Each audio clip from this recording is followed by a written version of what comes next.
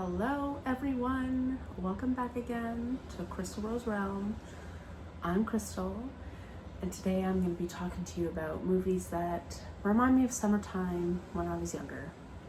These are going to be older movies, mostly from the 90s. There are a few that are older than that. Let's get started. So the first movie I have on my list is Now and Then. I haven't watched this movie in years. However, I have watched it multiple times growing up. I still remember the plot very vividly. Basically, it is four women.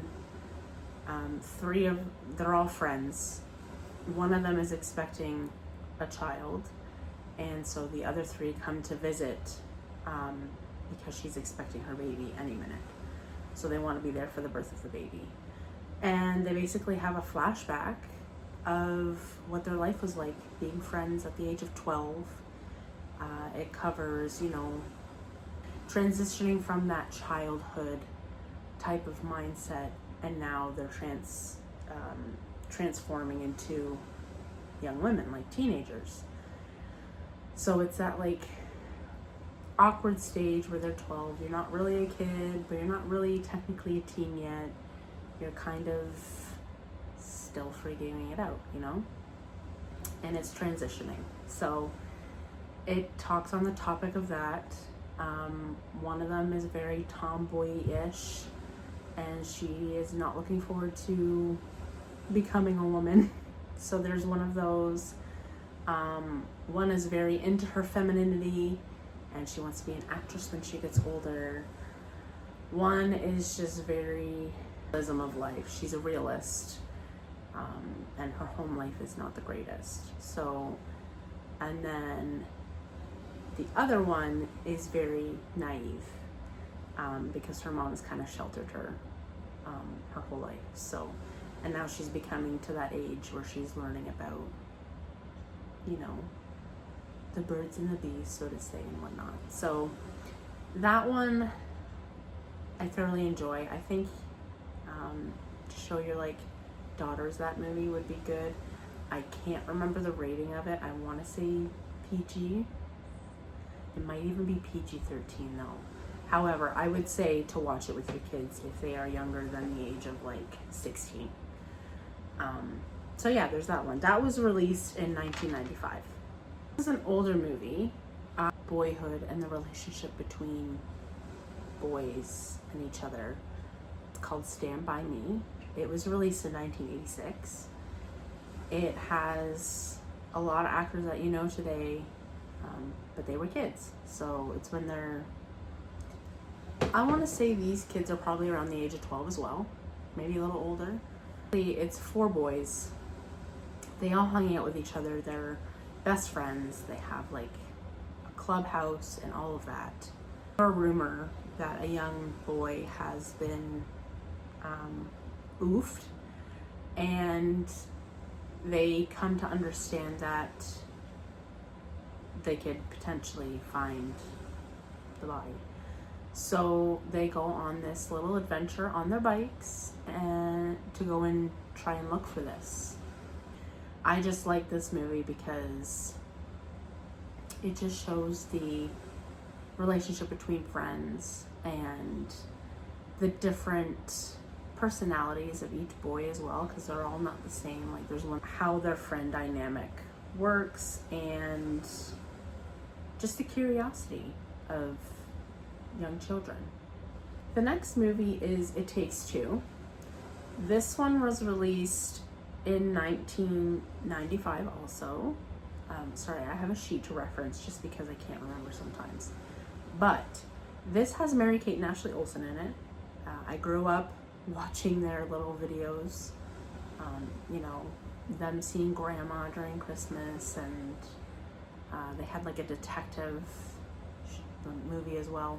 So they were very popular in the 90s. They did their start on Full House. But It Takes Two is about two little girls. They end up meeting at a summer camp, and they realize that they are the split image of each other. So they decide to switch places. One is from a rich home. Her dad, I don't know what he does. I don't think it covers that in the movie, but they're rich. They're well off. They live in this huge mansion, and they live across from this camp, which is where the other young girl is from. I believe the rich girl's name is Alyssa, and then the other one, she's an orphan. So she's part of an orphanage, and the worker that she goes with to these camps, her name's Amanda. The little girl's name's Amanda. And they decide to switch places. Essentially because the rich girl's dad is about to marry like a gold digging woman. She's very rude and not nice to her at all. And I think at one point she did say to her, like, once we're married, we're gonna ship you off to a boarding school. So she's just not a nice woman. What they essentially try to do is to get the worker that Amanda has through the orphanage, and she kind of runs this camp, to fall in love with the rich girl's dad. So this is a fun one. Again, all these movies are older, but sometimes I like having the nostalgia of watching these movies that I used to watch when I was younger. And they're all based in the summer. Like this one's at a summer camp. So the next two I'm gonna mention to you, don't come at me, because a lot of kids back in that time watched a lot of horror movies when we were young. We shouldn't have, but I did. So one is I Know What You Did Last Summer. It came out in 1997. It is essentially for college students. They go for this like joyride, and they end up hitting a man. They think he's dead, so they don't decide to call authorities, and they push his body over into the ocean. Then it goes to the future a year, and Julie, who is one of the main characters, she gets like a threatening letter. And essentially the letter just says, I know what you did last summer. So the whole premise of this movie is this guy who they hit with their vehicle didn't really pass away, and he's essentially coming after them. So that's the premise of that one. The second one came out in 1998, so just the year after, and it was called I Still Know What You Did Last Summer. Wasn't as good as the first one. Still good, but not as good as the first.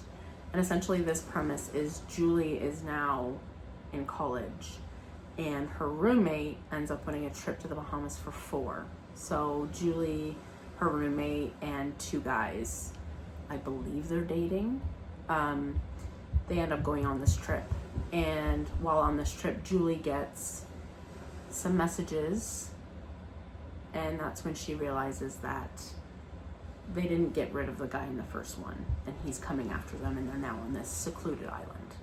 So that's the premise of that one. It's just watching those ones